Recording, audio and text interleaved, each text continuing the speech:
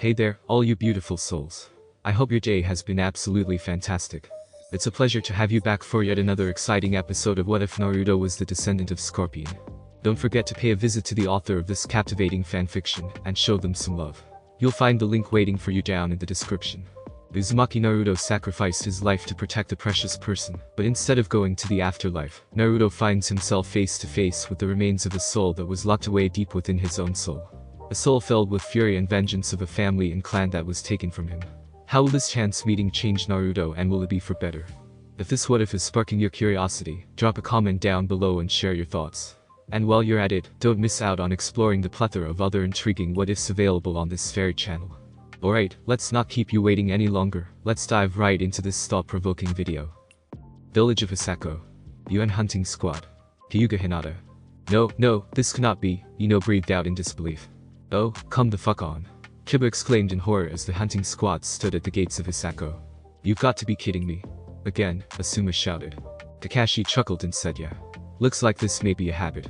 Hinata remained silent as she stood at the gate, a look of smug amusement on her face.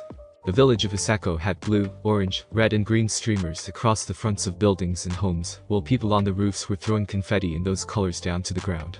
On the ground, various adults and children were cheering and shouting in joy, shouting out while music played in the background. But while some of the people had drawn whisker marks on their faces, others had red or teal wigs and crudely painted blue masks. Well, let's see what he did here, shall we? Hinata suggested as she walked past the village gates. Hinata walked past the various food and game stands lined up on her sides, enjoying the cheery feeling in the air. The last time she had felt this way was when the first Mortal Kombat tournament had finished, and she got to watch her friends. No, that was a long time ago, Hinata thought with a hint of regret in her voice. Hinata paused at one of the stands and said to the woman behind it, hello. My name is Hyuga Hinata, princess of the Hyuga clan, and I just wanted to ask what the celebration is about. The woman, an older-looking female with long white hair, gave Hinata a beaming smile and said, this is to celebrate the brave heroes that fought to save our village from the Oto menace. Oto? Hinata questioned with a tilt of her head. Yes, they were a ruthless bunch. They killed our previous mayor and held us captive for Kami knows how long, but a few days ago, Uzumaki Naruto and Mamachi Haka came and they instantly fought for us, killing the cruel group of Oto shinobi. Saving another village, it seems you're putting your powers to better use this time around, Hinata thought with a fond tone, before she heard the lady say, now the rest of the parts is sketchy, but our new mayor personally fought by his side. She should know more. And who is the new mayor? Hinata asked. Village of Osako, mayor's office. Fu. Here's your tea, Fu-sama, a brown-haired girl said kindly as Fu sat at the desk with a thoughtful expression on her face. Fu paused and looked to the girl, and said, Jia-chan, I told you that Fu was just fine, Fu admonished with a waggle of her right index finger, before she took the tea and said, but thank you though. Anytime Fu saw, Fu-san, Jia said, catching herself, which made Fu smile. Such a cute girl. Fu looked out towards the window beside her, that thoughtful expression on her face. You seem deep into thought. Still surprised at your new position. Fu's eyes looked to a curious Jia and gave her a small grin, and replied, nah, I had to end that surprise feeling after everyone practically forced me into the seat. Jia giggled a bit before Fu continued with, but no, I have someone that seems to have taken up residence in my mind. Oh? Is it the blonde-haired savior? Jia asked, her voice showing a hint of revere in them. Fu remained silent for a moment, her mind taking her back to 3 days before. Flashback, village of Osako. Destroyed mansion. Fu. Holy shit, Tayuya breathed out, laying prone on the ground with her arms and legs spread slightly, her eyes closed as she breathed heavily. Fu was on top of her, a kunai placed at her neck as she panted just as hard. Both girls were scratched up and bleeding from various areas after a long and brutal taijutsu battle, but in the end, Fu stood tall. Do you submit? Fu asked Tayuya, her hands slightly shaking from the exhaustion she was feeling. She watched as Tayuya opened up her left eye and said, you know what? Yeah, I think I'm done, I can barely move anyways. Fu let out a groan of relief and fell to the left of the kunoichi and shut her eyes before she said, thank Kami for that. I thought you would never stop. You're a hard person to keep down. You're telling me, Tayuya responded breathily as Fu saw a grin form on her face. You know how to take a damn punch. I was throwing all I had at you, and you still kept getting up. Then Kami, we decided on just punching the fuck out of each other, because one of us would be dead if jutsus came into play, Fu said with an exhausted chuckle. You can thank my childhood for that one. My grandfather Yusuke always said that while jutsus are great, nothing beats beating the tar out of your opponent with your bare hands, Tayuya replied. My kind of guy, Fu retorted before the two girls settled into comfortable silence, both of them still breathing heavily while staring at the clear blue sky above them. How's Kin doing? Has she woken up? Tayuya asked her. Fu turned to look at Tayuya's face and whispered, not yet. We put her in one of our prisons for now to let her rest. I get that. She didn't get redeemed like I did, Tayuya replied with a small sigh. That idiot. I told her to get out of here.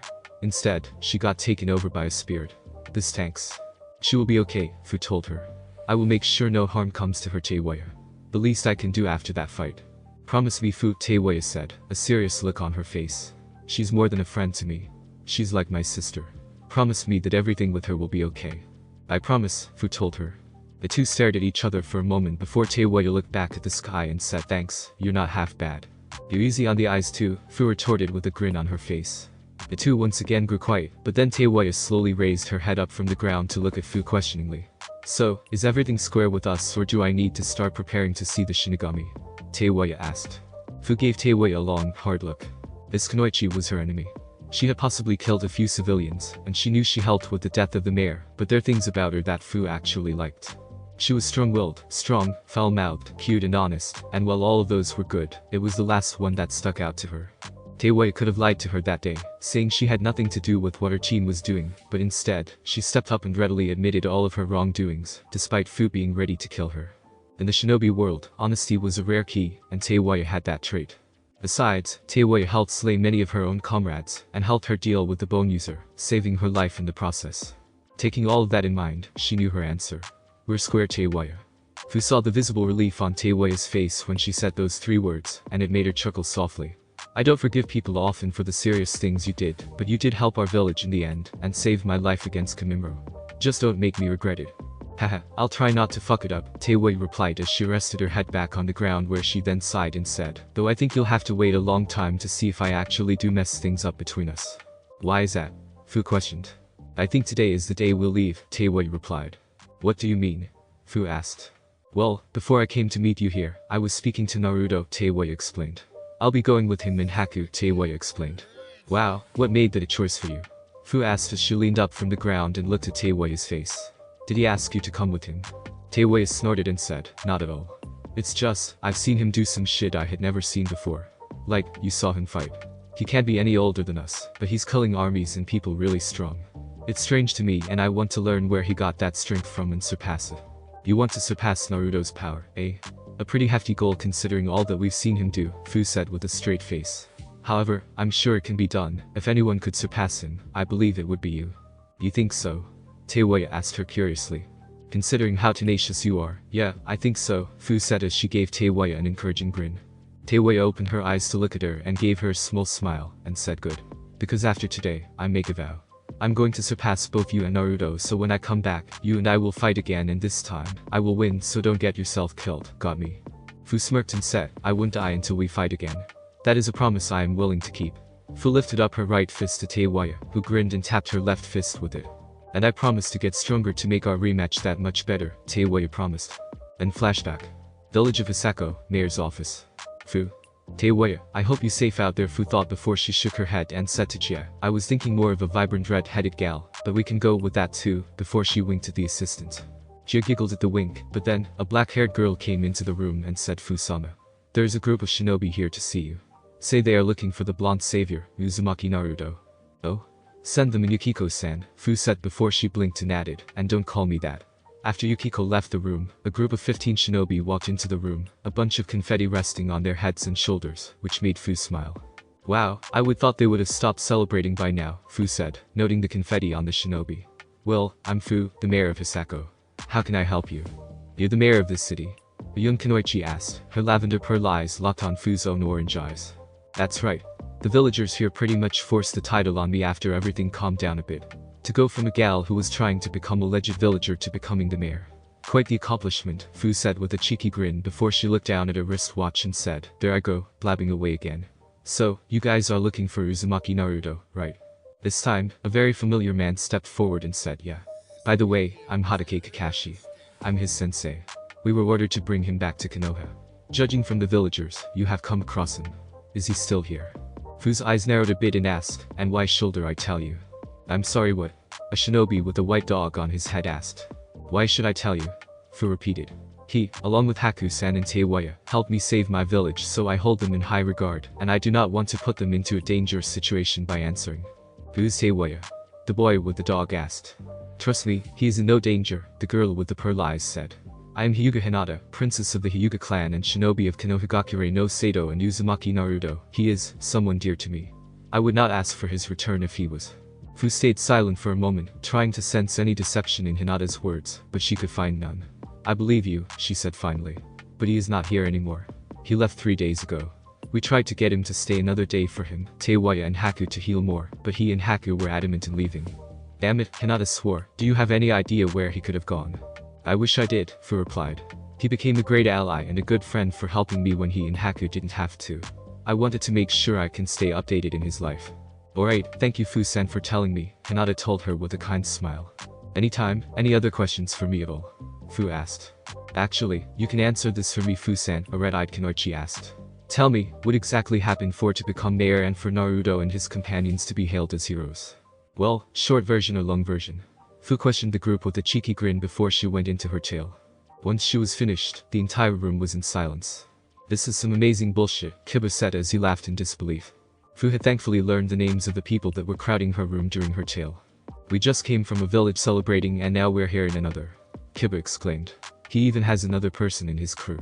Is it going to be like this every single village we go to trying to find him? I don't know whether to be envious or shake his damn hand.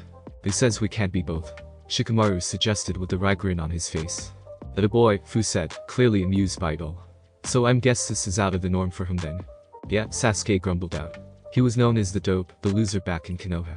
Some of us aren't taking his growing popularity well. He then tilted his head to Neji, who was barely holding back on his anger. Yosh. Another village has been swayed by the youthful courage of Naruto-kun. This is a joyous day, Guy-sensei, Lee said with a beaming smile, which Guy replicated perfectly. Yes my excellent student. We must celebrate Naruto's youthful victory on this day by doing several laps around the city. Guy exclaimed before the two zipped out of the office, leaving the room, minus Sasuke and Neji, bemused. Well thank you for telling us, Kurenai said with a grateful bow. And congrats on the promotion to mayor of this place. It looks great, Anko said with a thumbs up. Fu grinned and said with a flirty tone thanks. Coming from you, I'll take that as a glowing endorsement. Anko looked at her in surprise before she laughed and said, look at you, flirting with me. Flattery gets you everywhere with me. While Kurenai looked amused, all the males in the room seemed to blush, which made Fu's grin widen. Well I would love to continue this, but I have a few meetings to attend to. If you guys stay, I would love you all to stay at my hotel. Which the villagers also gifted to me, so let me know. Thank you. After the good stretch, we could use a place to relax, Kakashi said with a grateful tone. Anytime.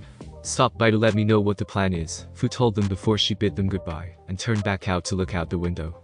Well things just got more interesting. Village of Osako, the streets. UN hunting squad. Enin squad. Hinata was annoyed. She had just missed Naruto again. By 3 lousy days. If only those foolish idiots heeded my request to leave earlier, instead of wasting time for another few days, we would have been able to catch him, Hinata thought with agitation. All she wanted to do was see Naruto again. The person that was near and dear to her heart, was that so hard to do? Apparently so, because anytime I get close enough, I get screwed over by these pathetic. Hinata let out a sigh. No, I shouldn't be angry at them. They don't understand how much I need to see him. You kids stay in the village, we're going to go search for Lee and Guy, Kakashi told the group of Genin. We will be back soon. But why all of you? Shino asked. Trust me, whenever they make a declaration like that, it normally takes everything. Neji and I have to snap them out of it, Tenten said with a sigh. Sending all the Jonin to get them is a very good decision that will make this easier for us to rein them in. Good call, Asuma said with a frown. Now let's get going before they get really out of hand. You guys be careful. We'll be back soon, Kurenai said before the 4 Jonin flickered out of existence. It was then she heard Sakura begin to speak behind her. Isn't he amazing? Sakura said with a happy smile on her face. 2 villages were saved by him without him gaining anything in return. He truly is a great shinobi. Hell, at this point, I'm rooting for him to keep escaping from us if he continues to help people like this, Choji said while digging his hand in his chip bag. Ino snorted and placed her hands behind her head and replied, at this point I'm starting to agree. I can't believe it though. From zero to hero he went. It is pretty amazing. And here you all thought I was lying, Sakura said with a smile. I mean, look at everyone here. They're happy. From what the mayor said, everyone was scared to death before he got here, and once again, he worked his magic. I am so happy he is being treated like this, and I'm going to hate bringing him back to Konoha.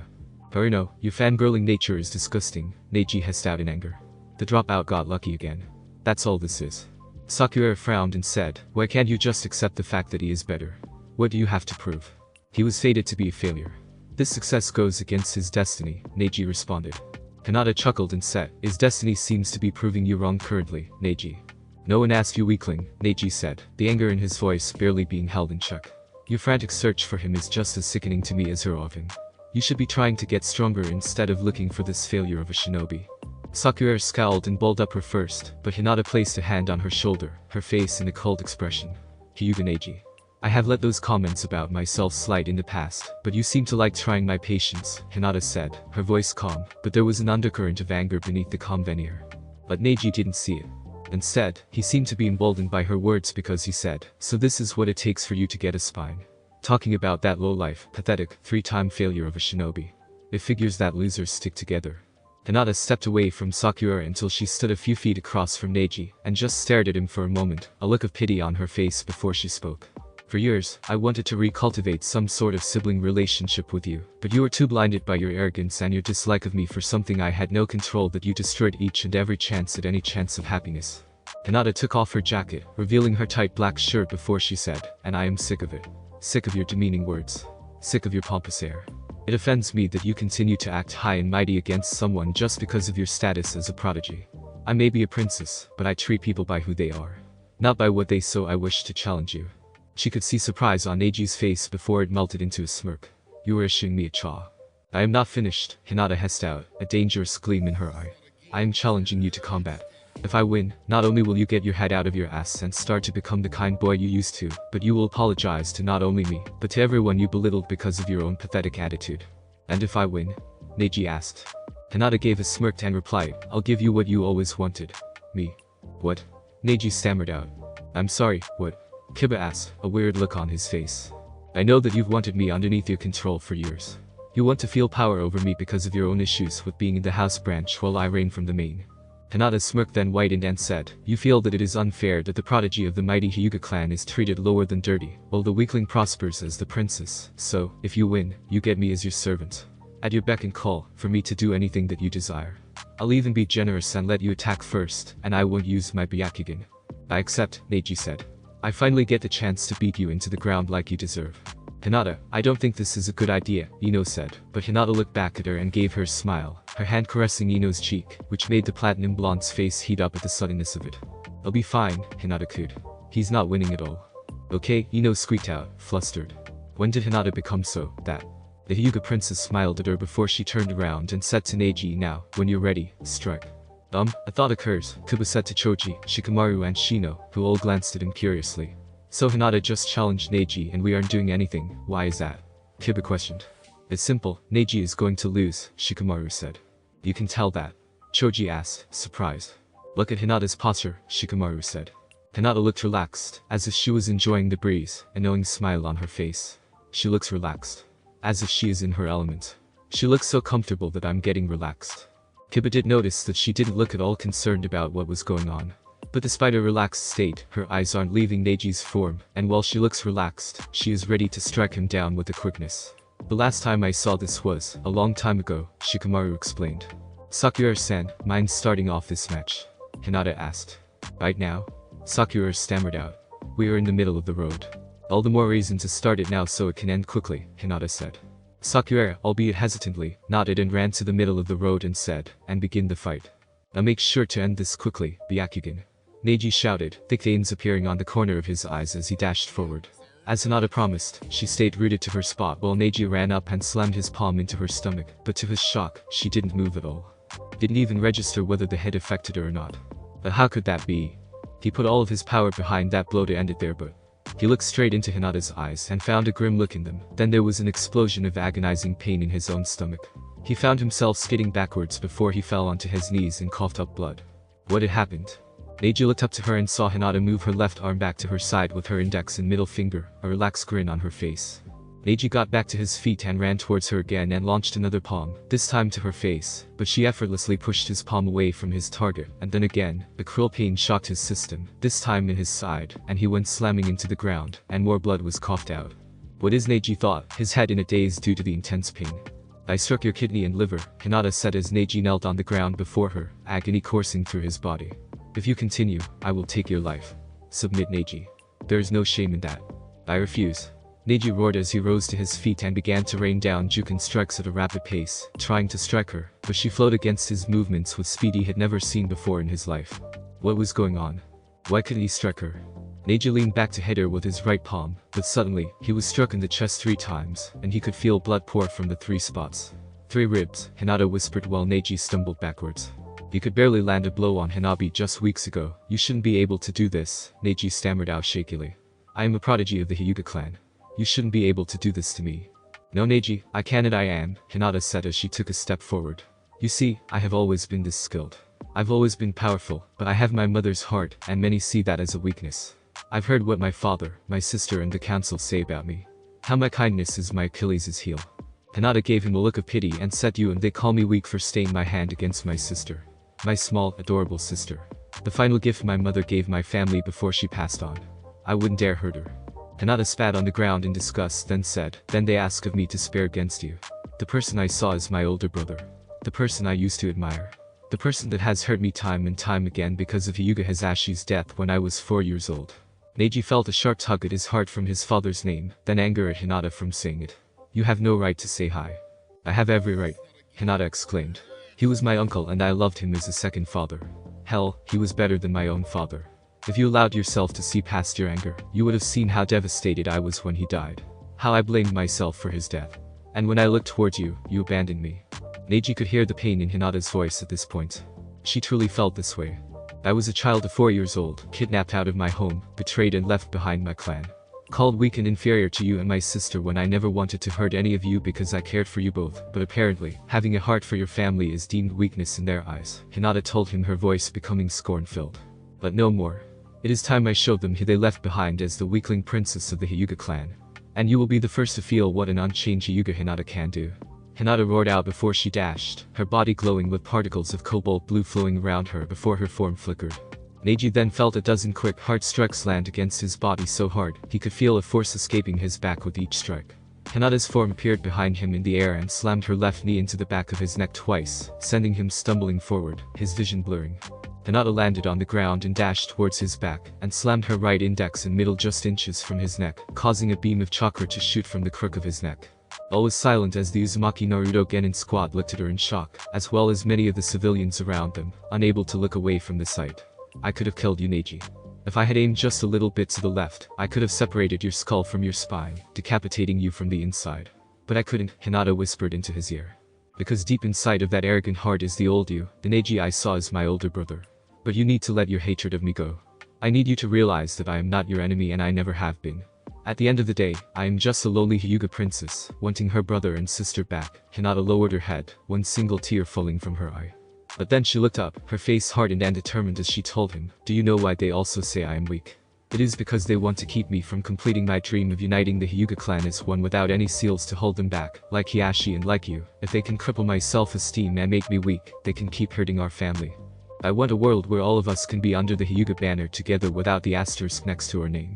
But in order to complete my dream, I cannot allow myself to look weak any longer to you or them, so get your head out of your ass and help me unite them together. Hinata removed her finger from the point of impact, and seconds later, Neji's eyes faded away, and he fell face first to the ground, unconscious, but the last thing he heard was think about what I said, if not, I will make you see my dream realized. One hit at a time. Village of Osako. UN hunting squad. Hyuga Hinata. Of all of the idiotic things you could have done, this has taken the cake. Hinata glanced up at Asuma's angered form with a bored expression on her face. Almost immediately after her fight with Neji, the group of Jonin had returned just to see him flop to the ground. Since then, she had been listening to Asuma rage non-stop, while the other Jonin watched on with blank expressions in a hotel room, and it was truly beginning to get on her nerves. I challenged him to a fair fight with nothing held back between us, Hinata explained slowly. Neji would tell you the same thing, so why are you so vexed? Because I am trying to understand the reasoning as to why you would challenge another Konoha shinobi on foreign grounds, Asuma replied. It couldn't have waited until after we succeeded our mission. And to make it worse, you injured him to where he is forced on bed rest for the next 2 weeks. If not for Kurenai and her healing jutsu, it could have taken a full month. Now you have hindered our miss. And I'm done, Hinata said suddenly, making the other Jonin look to her. I have listened to you blather on, and your voice has annoyed me to no end. Hinata stood up from the bed and then said, "For a very long chunk of my life, Neji has belittled me, humiliated me and hurt me time and again, each time causing me to be weak to not only my clan, but to my self-esteem as well. I gave him mercy." "Oh, I didn't think mercy included." Asuma began. "Do not interrupt," Hinata said coldly to Asuma. "Had it been any other Hyuga, they would have killed him on the spot for his insolence. I even tried to get him to stand down when he met his better in myself. I spared him a fate of death. Did I go about it too roughly? I did, but Neji is a headstrong idiot and refused to stand down, so in order for him to see the truth, I had to break his pride, and if that meant injuring him like this, so be it." Hinata then gave a tiny yawn and added, "As for the mission, if Gaisen is willing, he and his team can stay behind while we continue forward to complete our objective. I believe you were trying to convince Kurenai-sensei to do the same thing when I was unconscious, no?" "How did you know?" Asuma began, but Hinata held up her hand. "You were practically yelling at her for not doing it," Hinata responded coolly. "Even a deaf person could hear your Neanderthal yelling. Now to you Gai-san. Are you willing to stay behind while we continue the mission?" "Not at all, Hinata-chan," Gai said with a wide smile. "As much as I dislike saying it, Neji has been very unyouthful towards everyone because of his Rookie of the Year status, as well as being the prodigy of the Hyuga clan. With this loss, I feel that this shall be the thing that opens his eyes." You can't be considering the words of a genin," Asuma said as he turned to Gai. I agree with her. The mission is important and we are in a safe village. I foresee nothing happening here, so I am willing to stay behind while you all go forward," Gai replied honestly. "Are you sure about this?" Kakashi asked. "Very sure, my eternal rival," Gai said cheerfully. Asuma shook his head and said, Whoa. We can't just leave him behind. We are a squad, Gai. You know that we don't leave our own behind. We all know that if push comes to shove, I am able to defeat even the strongest shinobi. If any of us would stay behind, it would be my team. Besides, what is the worst that can happen?" Gai questioned with a grin on his face. "Thank you Gai-san," Hinata said sweetly before she glanced to Asuma, who looked gobsmacked at the entire exchange and said, "So, I believe that is all there is to it. Anything else you would like to say?" "On silence may I response," Hinata said. "With that said, I bid you all farewell." With a patronizing pat on Asuma's arm, Hinata walked out of the room, leaving the Jonin alone, barely able to catch Anko, saying, "Dude, you just got owned by a genin." Flashback, Village of Wave. UN Hunting Squad. Haruno Sakura. Sakura frowned at the Hyuga and said, "You are envious of him." "Excuse me?" Neji asked the Haruno female with a stammer. "You heard what I said," Sakura said, her voice still strong. "You are envious that a supposed dead last was not only able to become a shinobi, but he has a village fawning over him as their savior. He managed to beat a powerful shinobi along with Zabuza, and managed to sway Zabuza's apprentice to his side, while also saving the lives of Sasuke, Sakura and his Jonin sensei, Hatake Kakashi, as well as Zabuza and his apprentice." Sakura then covered her mouth, laughed as she said, "He has managed to do more in his short time as a shinobi than you have in a year." "You dare!" Neji shouted as he rose from his seated position sharply, but it was then Sakura stood up as well with her fists pulled up. "I spent years putting Naruto through hell. All of us have. I swore I would never allow anyone to speak lowly about him ever again, and if that means fighting my fellow Konoha shinobi, I will," Sakura said with narrowed eyes. Neji seethed, but then his eyes whitened as a look of realization appeared on his face. He let out a laugh. "I see it now. I see why you defend him so viciously, you're in love with him." Sakura blinked, the fire within her being snuffed out immediately from his words. "What?" Sakura breathed out, shock etched on her face.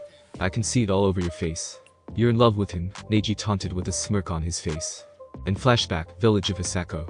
UN Hunting Squad. Haruno Sakura. Am I truly in love with him?" Sakura thought to herself as she looked at her hands and thought. Ever since her encounter with Neji in Wave, she had been replaying the entire conversation she had with him, and still didn't know the answer. I mean, would that be so wrong? Inner Sakura asked with a tilt of her head. I mean, look at him. He's hella hot. He's kind, can be a bit of dork, but that's super cute. He's strong. Stronger than Sasuke in fact. He has a determined air around him and he's a hard worker. And look at how happy everyone in Wave and now Hisako is. He's a hero. An honest Akami hero. He is, Sakura said in agreement, not even aware she was responding to her inner self. But he's my friend. I should view him as such, not like I have been viewing him.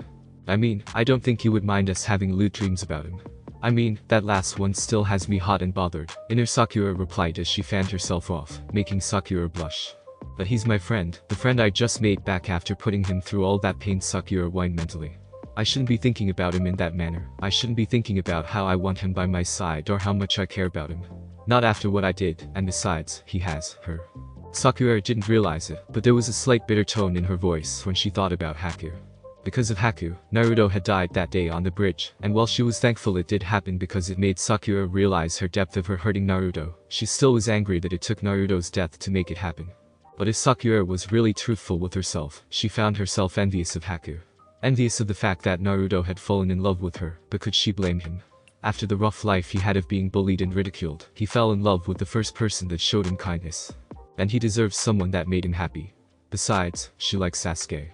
Has for years, just because her mind has been on Naruto didn't mean she stopped liking Sasuke, right? Don't be a moron, inner Sakura replied. Ever since we apologized to Naruto that day, us liking Sasuke dropped. Hell, can you even remember the last time you called him Sasuke-kun? Sakura opened her mouth to answer, but then she closed it. The last time she called him Sasuke-kun was before Wave.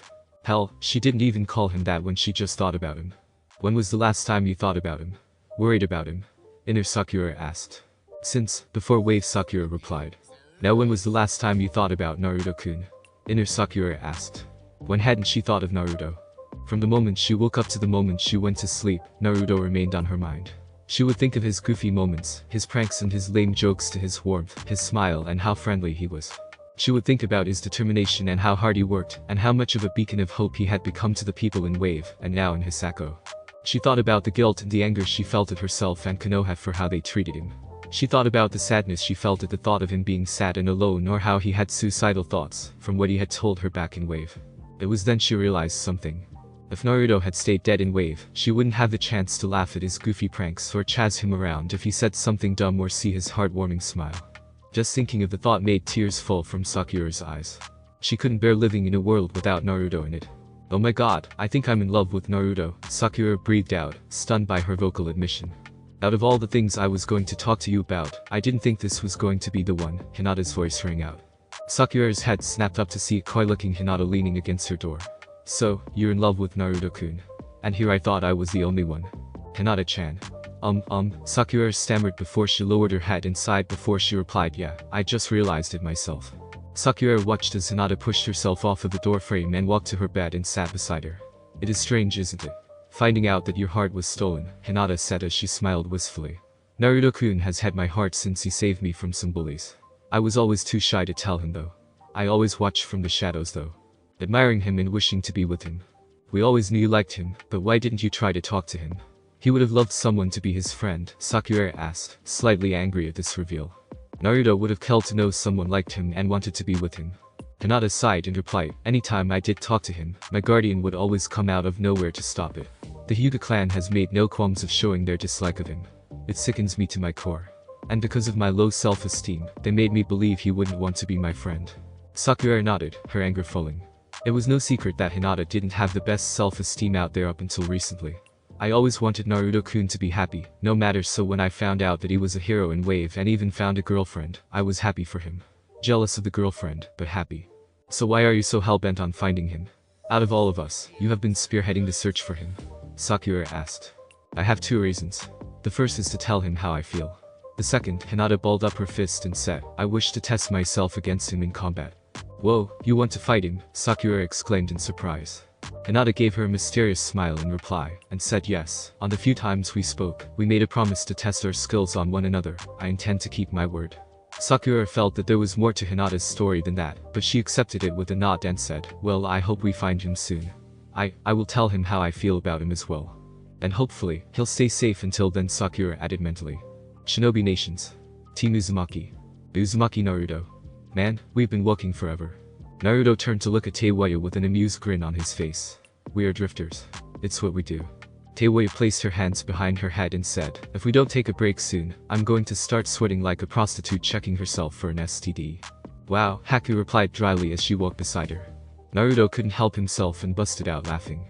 That is amazing, Naruto said through his laughs before he looked to Haku and said, I didn't regret her joining before that, but now, I really don't. See, he likes me, Tayuya chirped out happily to Haku, who smiled in reply. The trio of shinobi had been walking for a while now, and despite there being no end in sight for the road, the three were in very high spirits. So blonde, Tayuya began. Yeah, Red, Naruto replied.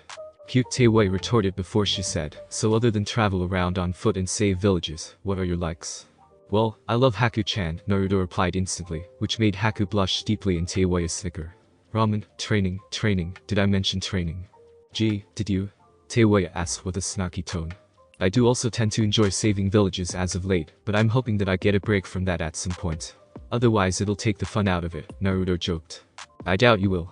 Hiroki seemed to find you well, Naruto-kun, Haku giggled out.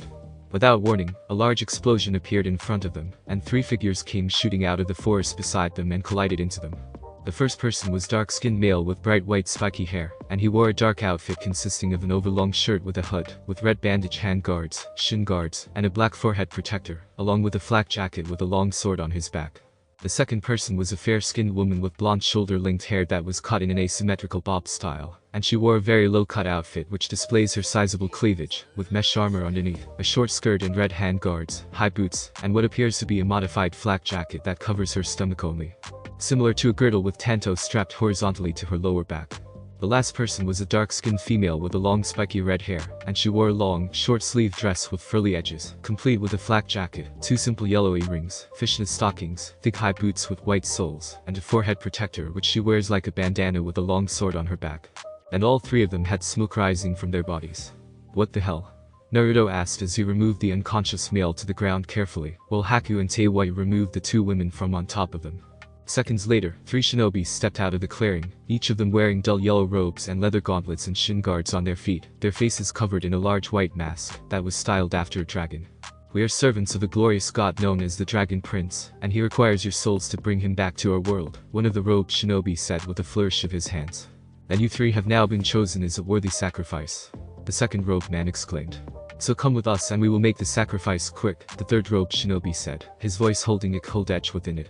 And if we say no? Naruto asked with a smirk, a deadly gleam in his eyes, as hellfire began to form in his right hand. We will kill you. Without warning, Naruto lunged his hand forward and a spear made of hellfire shot through the throat of the leading shinobi, causing his words to gurgle out. Naruto then smirked and pulled out his spear, ripping out the shinobi's voice box, and catching it with his bare hand. I'm sorry, I didn't catch that all too well, Naruto said, his smirk still in place as he dropped the voice box and then stepped on it. It seems you lost your voice. Wow, it seems Johnny Cage has rubbed off on you, Kyuubi said with amusement. Damn it. He would be laughing in his grave if he found that out, Naruto replied with an inward grimace, keeping the smirk on his face in real life. The shinobi took a staggering step backwards while pawing at his throat before falling backwards to the ground. Haku quickly pulled out 2 senbon and shot them at the second robed shinobi, nailing him in right and left leg, disabling before tossing a final senbon at his neck, knocking him unconscious. Tayuya launched herself forward and landed chakra-enhanced left knee into the third shinobi's face, sending him into the ground, before ramming a kunai into his head, instantly killing him. Man, that was really easy, Tayuya said as she stood up on her 2 feet. And nice job with the taunt blonde. I couldn't have said it better myself. Far too kind. Naruto said before he looked to Haku and said, good job Haku-chan on disabling the target. I live to please, Haku responded before Naruto shared a brief kiss to her lips, which she gladly returned. Naruto then looked to the 3 unconscious shinobi, and summoned 5 clones and said, you 4 will carry the unconscious. You 2 will search for a village pronto. The 2 nodded and quickly dashed away, while the other 4 grabbed the unconscious shinobi. Meanwhile, Naruto and Tayuya looked to a sheepish-looking Haku with blank looks on their faces. Well, how was I supposed to know that was going to happen? Haku asked with a pout. The 2 said in unison before slowly turning away, making Haku pout more behind them. A few minutes passed when the clone returned and said, there is a village nearby. It's a 30-minute trek at the crossroads ahead. The job, Naruto said before he said, well then, let's move out. The sooner we get there, the sooner we can see what is going on with these guys. Thanks for listening. I do hope you enjoyed. If you want the next part of this video, like, subscribe and comment down below, and turn on the bell notification. And also check out other videos that I have created and enjoy. See you in the next video. Peace.